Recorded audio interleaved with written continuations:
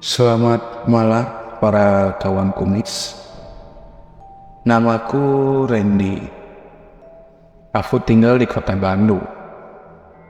Dan di sini aku akan memberi cerita pengalaman mistis yang aku alami. Awal mula ceritanya pada saat ayahku dipindahkan dinasnya ke kota Sukabumi. Dan di situ pun mau tidak mau keluargaku pun harus ikut pindah ke kota tersebut. Singkat cerita, aku dan keluargaku sudah pindah ke kota Sukabumi dan menempati rumah dinas yang berada di kota tersebut. Seminggu kemudian, pada hari Kamis tepatnya pukul 5 sore hari, di situ aku baru pulang dari sekolahan baruku.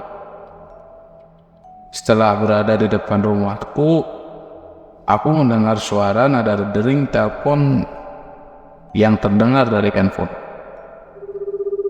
Dan ternyata ketika kulihat, ibuku menelpon memberitahukan bahwa ibuku dan adikku sedang di rumah nenek yang berada di kota Garut, dan memberitahukan juga bahwa mereka akan menginap. Setelah mengakhiri telepon tersebut, lantas aku bergegas untuk mengganti pakaian. Beberapa menit kemudian, aku pun memasak mie.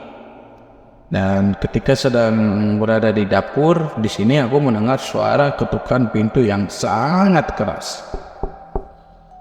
Aku pun bergegas ke pintu depan karena aku berpikir bahwa itu adalah ayahku. Lalu ketika aku buka pintu tersebut, ternyata tidak ada siapa-siapa. Ketika sudah menengok ke kanan dan ke kiri untuk mencari siapa yang mengetuk pintu itu, aku pun langsung menutup pintu kembali dan bergegas kembali ke dapur untuk melanjutkan memasak mie hingga memakannya. Namun ketika sedang memakan mie, suara ketukan pintu itu pun terdengar kembali. Lalu aku pun dengan rasa emosi langsung menuju pintu depan tersebut.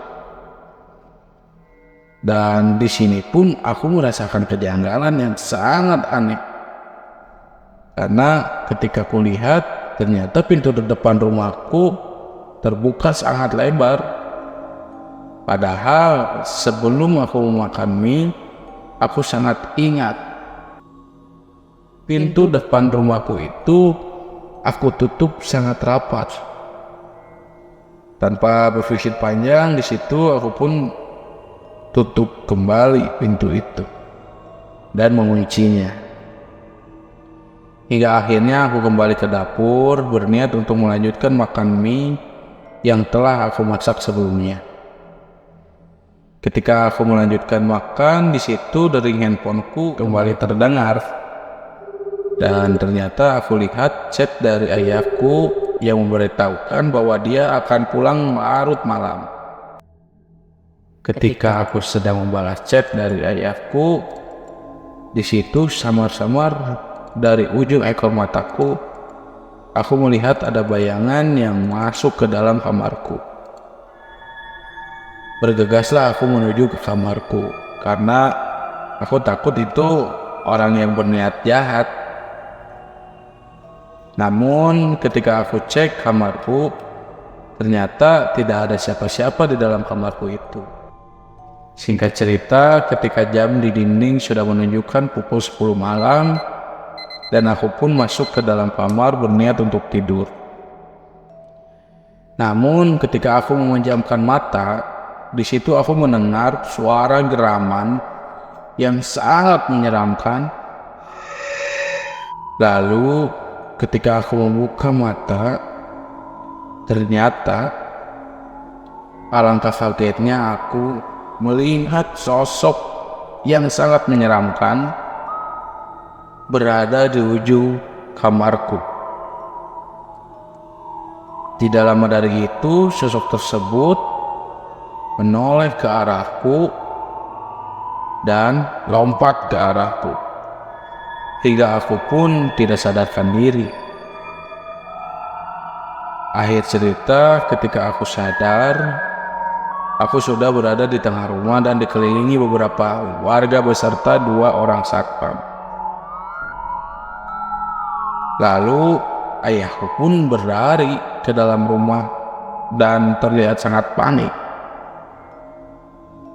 Di situ pun ayahku bertanya kepada salah satu satpam, dan satpam itu pun menceritakan bahwa ketika ia sedang berkeliling komplek, ia mendengar suara jeritan yang sangat histeris. Dan ketika ia lihat dari jendela, ternyata ia melihatku sedang kesurupan, yang membuat ia bergegas memanggil rekannya dan para warga sekitar, berniat untuk menolongku. Seiring dengan obrolan tersebut, aku pun menceritakan yang aku alami sebelumnya. Lalu aku dan ayahku pun diberitahu bahwa ketika mendengar suara ketukan pintu pada saat maghrib, tepatnya di malam Jumat, jangan sesekali membukanya, karena menurut dari keterangan satpam dan para warga sekitar, mereka pun pernah mengalami hal yang serupa, dan akhirnya mereka mempercayai tentang adanya arwah penasaran korban pembegalan di depan komplek dinas tersebut. Lalu setelah kejadian yang menimpa aku ini, keluarga aku pun mempercayainya, dan malahan ibuku pun mengalaminya. Itulah cerita mistis yang pernah aku alami. Percaya atau tidak, namun aku yang mengalaminya.